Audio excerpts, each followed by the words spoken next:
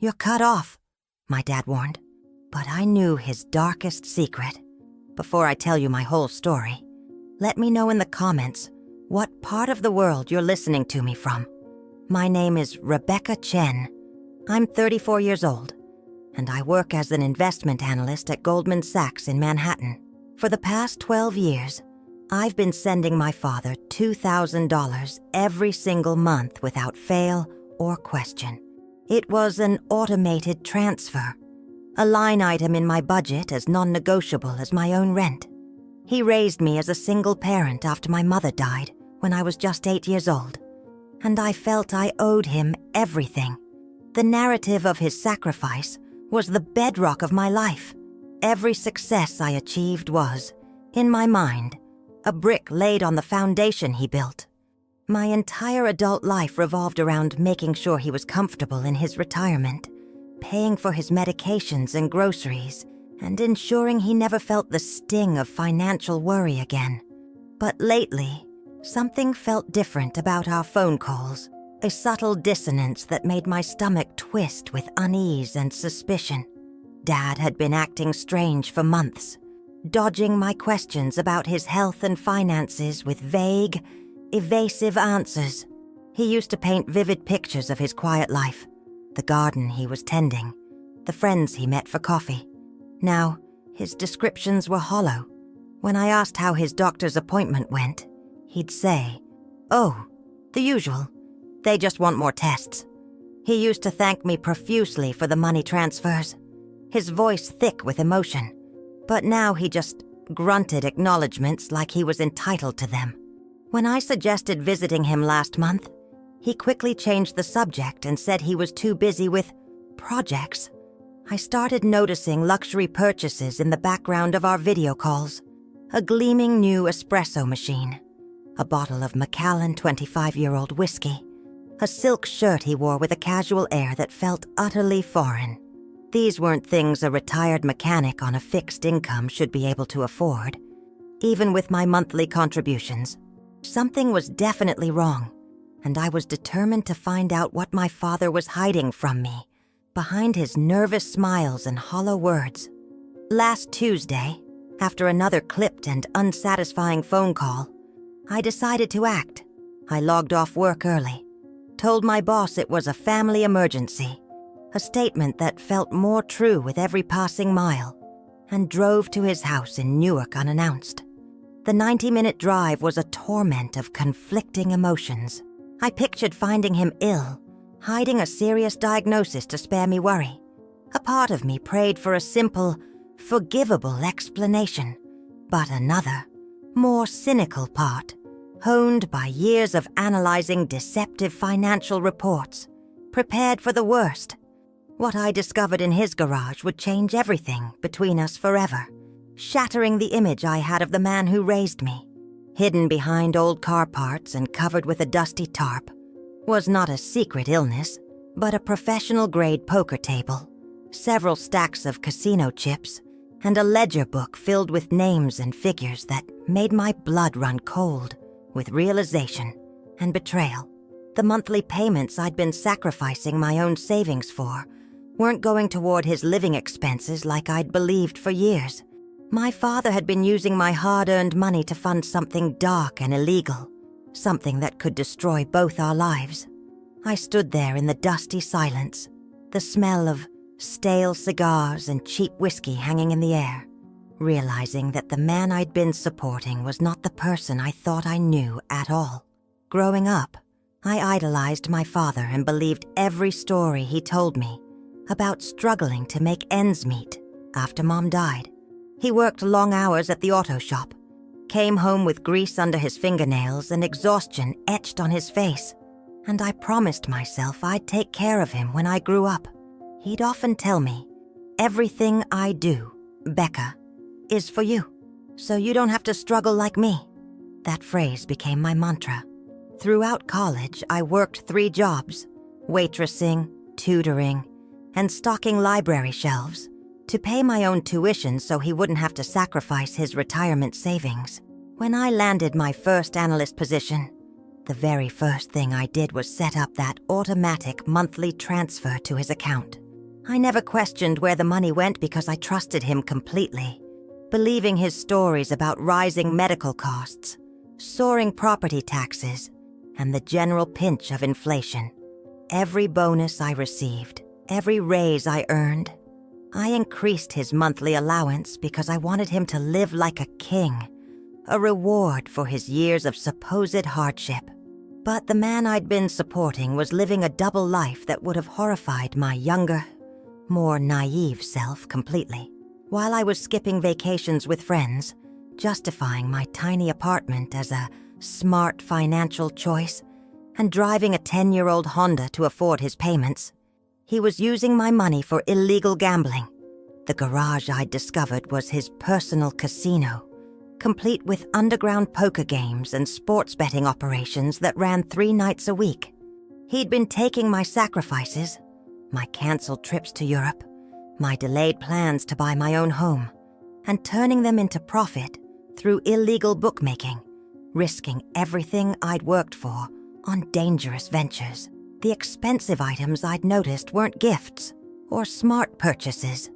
They were the gaudy profits from his criminal enterprise that I'd been unknowingly funding. My stomach churned as I realized how long this betrayal had been going on right under my nose, a truth hidden by a carefully constructed fiction I had desperately wanted to believe. For weeks after my discovery, I couldn't sleep. I watched him more carefully, piecing together the full scope of his deception and criminal activities with the same meticulous attention to detail I applied to my work portfolios. I started using my professional skills, running background checks on the names in his ledger, and discreetly tracking the flow of money from my account to his, and then out to other, more suspicious accounts. He'd been lying about doctor appointments that were actually meetings with his gambling associates and criminal business partners. The medication costs were payments to loan sharks and illegal betting syndicates that could destroy our family's reputation forever. I felt like a fool, a willing participant in my own deception, for believing his stories, for sacrificing my own financial security to fund his illegal gambling operation. The worst part was realizing that he felt entitled to my money, that he saw me as nothing more than his personal ATM, a reliable source of income for his illicit lifestyle. I knew I had to confront him, but I also knew I needed irrefutable leverage to protect myself from his inevitable anger and manipulation. Yesterday morning, Dad called me with that familiar tone of entitlement, his voice a sharp instrument of demand. "Rebecca, the transfer hasn't come through. It's 3 days late." I took a deep breath, the prepared script ready on my tongue. I told him I was having some temporary cash flow issues and would send it by Friday, which was completely untrue. His response shocked me with its coldness and complete lack of understanding for my supposed financial difficulties right then. "Rebecca, I don't care about your problems," he said harshly, the manufactured warmth gone from his voice. "I have obligations to meet, and you've never been late before. People are counting on this." When I suggested he might need to budget better or find other income sources, perhaps dip into his savings, his voice turned threatening and cruel. "You're cut off," he warned menacingly. "Don't expect any inheritance, any help, or any relationship with me if you can't fulfill your simple obligations." The man who raised me was essentially blackmailing his own daughter for money to fund his illegal gambling enterprise. But what he didn't know was that I'd spent the last month gathering evidence of his criminal activities with methodical precision. I had time-stamped photographs of the illegal gambling setup in his garage, taken with a spy camera disguised as a smoke detector I'd installed under the pretense of improving his home safety. I had audio recordings of his phone calls with known criminals and bookmakers, captured by an app I'd remotely installed on a new tablet I'd gifted him for his birthday. I'd tracked his unusual bank deposits and withdrawals that coincided perfectly with major sporting events and underground poker tournaments, statewide. More importantly, Through a contact who specialized in forensic accounting, I discovered that his operation was being investigated by both state police and federal authorities for money laundering. My father wasn't just running a small-time gambling ring. He was a significant player involved in organized crime that could send him to prison for decades. The inheritance he was threatening to withhold would be seized by the government anyway when they finally arrested him. As he continued his threats and demands over the phone, I felt a strange sense of calm wash over me completely. The fear and hurt that had been my constant companions for weeks solidified into cold resolve. For the first time in our relationship, I held all the power, and he had no idea what was coming next. He was still playing the role of the disappointed patriarch, completely oblivious to the fact that the stage was about to collapse beneath him. "Dad," I said quietly, my voice steady and devoid of the emotion he expected. "Before you cut me off, there's something we need to discuss about your garage activities." The silence on the other end was profound, a sudden vacuum of noise that told me everything I needed to know. His sudden understanding was palpable.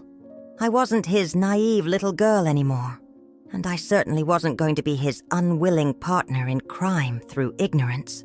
The tables had turned completely, and now it was time for him to face the consequences of his choices and deception. "I don't know what you think you saw," he stammered. But the bravado was gone, replaced by a thin veil of panic. I calmly, methodically, explained that I had documented everything.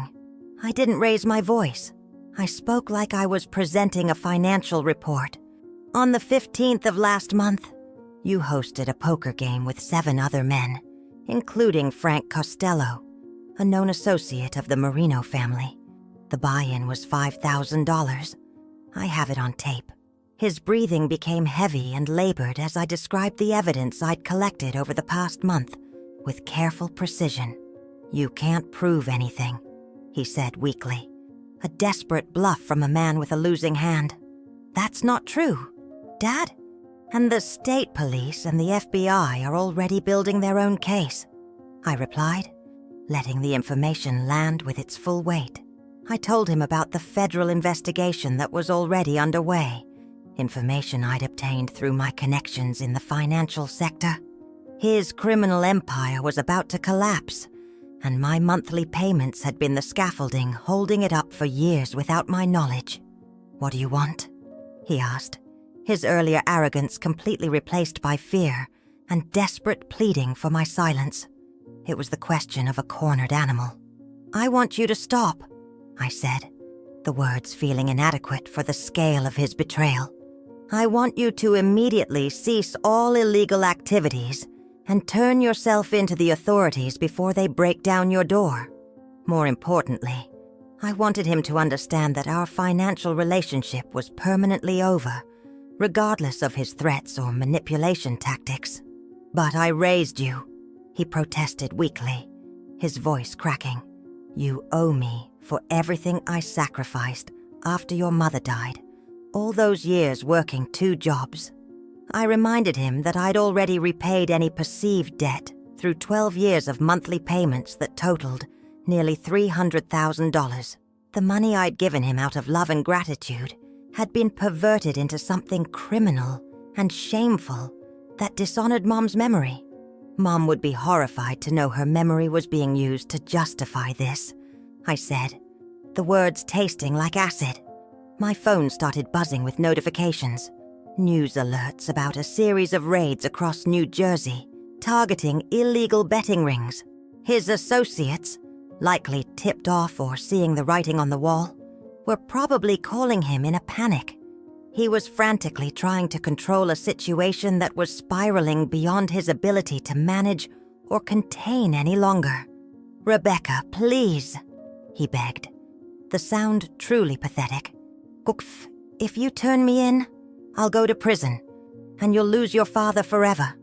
I told him he'd already lost me the moment he decided to use my love and support to fund criminal activities illegally.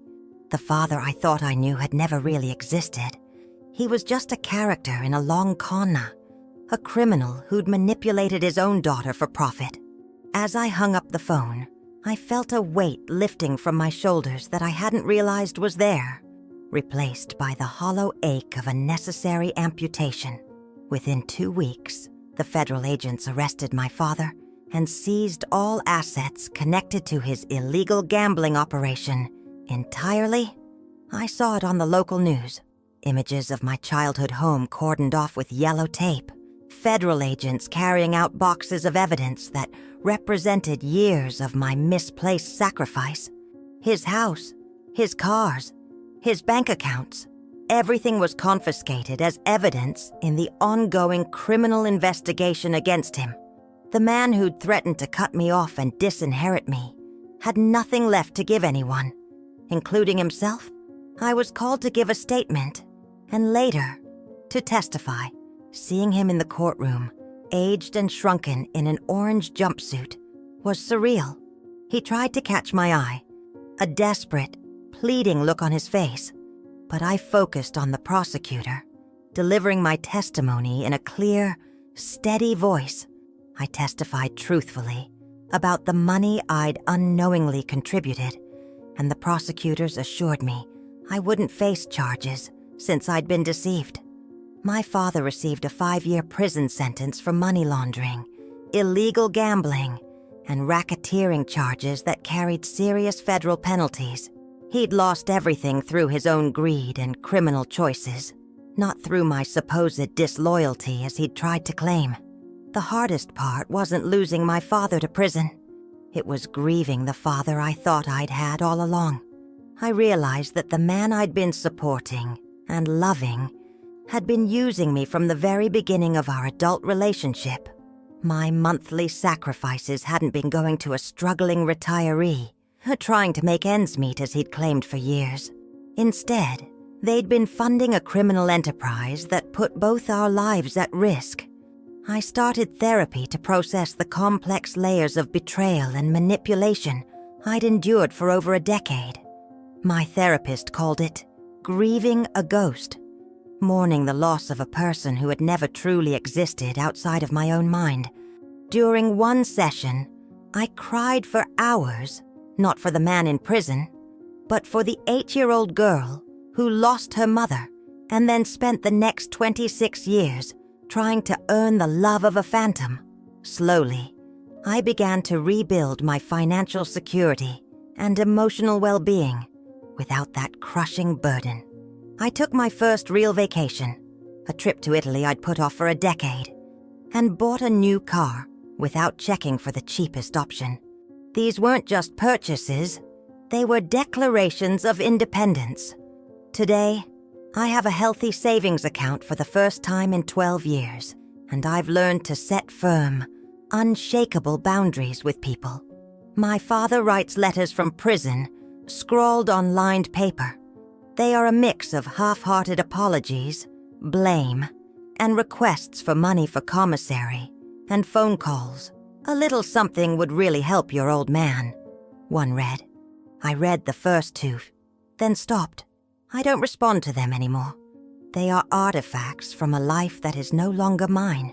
The little girl who felt obligated to sacrifice everything for her parent has grown into a woman who understands her worth. I reconnected with friends I had drifted away from and started taking painting classes, something I'd always wanted to do but felt was too frivolous an expense. I learned that love shouldn't come with financial obligations, and gratitude shouldn't be weaponized against family members who care. Sometimes the people who claim to love us the most are the ones taking advantage of that love for their own benefit. Setting boundaries isn't selfish. It's a fundamental act of self-preservation, necessary for protecting yourself from people who would exploit your kindness without shame or remorse. I don't know what I'll do when he is released, but I know he will have no claim on my life, my home, or my peace. My future is my own, finally and completely.